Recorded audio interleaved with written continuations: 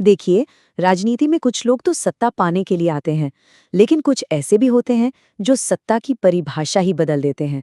आज हम एक ऐसे ही शख्स की कहानी समझने जा रहे हैं, एक ऐसे क्रांतिकारी की जिन्होंने करोड़ों लोगों के लिए राजनीति का मतलब ही बदल दिया। नाम है कांशीराम, जिन्हें बहुजन क्रांति का शिल्पकार भी कहा जाता है। अब सवाल ये है कि एक अकेला इंसान, सदियों से जिनकी आवाज दबाई गई, उन करोड़ों लोगों को जुबान कैसे दे सकता है ना बड़ा सवाल। और यही सवाल कांशीराम के पूरे जीवन का मिशन था। और उन्होंने इसका जवाब सिर्फ बातों से नहीं दिया, बल्कि एक ऐसा आंदोलन खड़ा कर दिया जिसने भारतीय समाज और राजनीति की नींव तक हिलाकर रख दी। तो चलिए इस कहानी को, इस सफर को बिल्कुल शुरू से समझते हैं। तो हर बड़ी कहानी की एक शुरुआत होती है, एक टर्निंग पॉइंट। कांशीराम की कहानी में भी एक ऐसी घटना थी जिसने उनकी पूरी जिंदगी का मकसद ही तय कर दिया। कांशीराम की कहानी देखिए, किसी फिल्मी हीरो की तरह शुरू नहीं होती। कोई बड़ा ड्रामा नहीं था। वो तो पंजाब के एक छोटे से गांव से आए एक आम सरकारी कर्मचारी थे। जिंदगी बिल्कुल नॉर्मल चल रही थी। सुबह दफ्तर जाना, फाइलों में काम करना, बस यही सब। लेकिन एक दिन कुछ ऐसा हुआ जिसने सब बदल दिया। उन्होंने अपनी आंखों के सामने देखा कि कैसे काबिल लोगों को सिर्फ उनकी जाति की वजह से जलील किया जा रहा था, उन्हें नीचा दिखाया जा रहा था। और बस उसी पल उन्होंने तय कर लिया कि अब और नहीं, अब चुप नहीं बैठा जाएगा। और यहीं से, उसी एक पल से उनके संघर्ष का आगाज हुआ। अब देखिए, उस घटना के बाद कांशीराम ने सोचना शुरू किया कि ये जो अन्याय है, इसे खत्म कैसे किया जाए। असली बदलाव आएगा कहाँ से?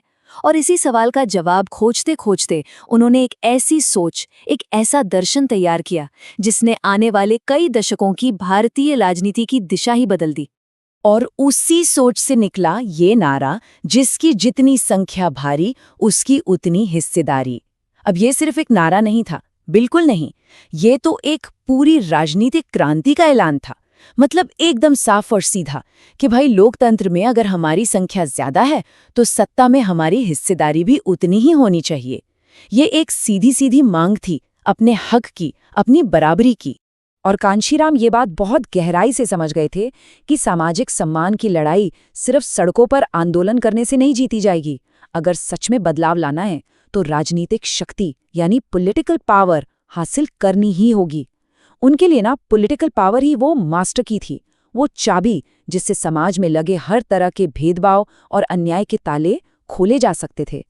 तो अब इस बड़ी लड़ाई के लिए एक बड़ी पहचान की जरूरत थी। और इसके लिए उन्होंने एक शब्द दिया जिसने जातियों में बटे हुए समाज को एक छाते के नीचे ला खड़ा किया। और वो शब्द था बहुजन। बहुजन मतलब देश की बहुसंख्यक आबादी, जिसमें अनुसूचित जाति, अनुसूचित जनजाति, अन्य पिछड़ा वर्ग और अल्पसंख्यक सब शामिल थे। तो ये सिर्फ एक शब्द नहीं था, ये एक साथ आने का, राजनीतिक तौर पर एक होने का बुलावा था। ठीक है, तो अब विचार तैयार था, एक लक्ष्य तय हो चुका था। लेकिन किसी भी विचार को जमीन पर उतारने के लिए एक मजबूत संगठन की जरूरत होती है ना। और बस यहीं से कांशीराम के सफल का अगला और शायद सबसे जरूरी दौर शुरू होता है। उनकी स्ट्रैटेजी बिल्कुल क्लियर थी। उन्होंने सोचा कि सबसे पहले किसे जोड़ा जाए। उन्होंने उन पढ़े लिखे सरकारी कर्मचारियों को टारगेट किया जो समाज की नब्ज को समझते थे। उनका आइडिया था कि ये लोग जो सिस्टम का हिस्सा हैं, जब अपने समाज को जगाने के लिए काम करेंगे तो एक मजबूत बौद्धिक जमीन तैयार होगी। और इसी स्ट्रैटेजी का पहला नतीजा था बामसेफ। 1970s के दशक में बना the backward and minority communities employees federation.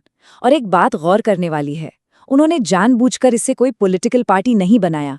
ये एक सामाजिक संगठन था, पढ़े लिखे कर्मचारियों का एक नेटवर्क, जिसका एक ही काम था, समाज की बौद्धिक नींव को मजबूत करना और लोगों के अंदर एक नई चेतना जगाना। तो देखिए, संगठन बन गया, लोगों में चेतना भी फैलने लगी।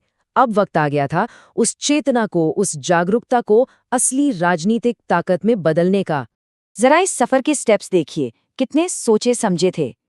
पहले 70 के दशक में कर्मचारियों का संगठन, फिर 80 के दशक की शुरुआत में गांव-गांव तक पहुंचने वाले जन आंदोलन, और फिर जाके जब जमीन पूरी तरह तैयार हो गई, तब 1984 में उस आंदोलन को एक राजनीतिक चेहरा दिया गया। और इसी के साथ स्थापना हुई बहुजन समाज पार्टी यानी बीएसपी की। और इस पार्टी का लक्ष्य किसी से लड़ना झगड़ना नहीं था।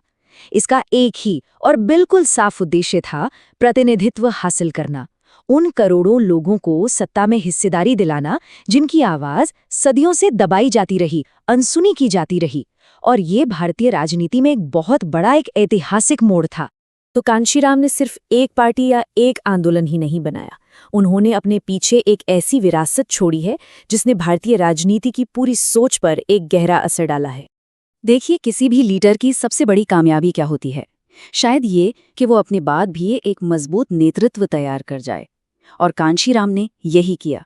उन्होंने सिर्फ आंदोलन नहीं बनाया, उन्होंने लीडर भी बनाए। उन्होंने मायावती जैसी नेता को तैयार किया जो आगे चलकर देश के सबसे बड़े राज्य उत्तर प्रदेश की मुख्यमंत्री बनी। ये अपने आप में दिखाता है कि उनका विजन कितना बड़ा और कितना दूर का था। तो आखिर में कांशीराम की विरासत है क्या? उनकी विरासत ये सोच है कि सामाजिक सम्मान का रास्ता राजनीतिक ताकत से होकर ही गुजरता है। उन्होंने हाशिए पर पड़े समाज को सिर्फ एक वोट बैंक की पहचान से निकालकर सत्ता के केंद्र में एक मजबूत राजनीतिक ताकत के रूप में खड़ा कर दिया। और सबसे बड़ी बात, उन्होंने ये साबित कर दिया कि अगर इरादा पक्का हो तो एक अकेला इंसान भी करोड़ों लोगों की तकदीर बदलने की हिम्मत रखता है। और इसीलिए आखिर में ये कहना बिल्कुल सही होगा कि इतिहास उन्हें सिर्फ एक नेता के तौर पर याद नहीं रखेगा। कांशीराम एक नेता से कहीं बढ़कर थे। वो एक विचार थे, एक आंदोलन थे, एक चेतना थे। वो सच में एक ऐसे शिल्पकार थे जिन्होंने करोड़ों लोगों के लिए सम्मान और शक्ति की एक पूरी नई इमारत तैयार की।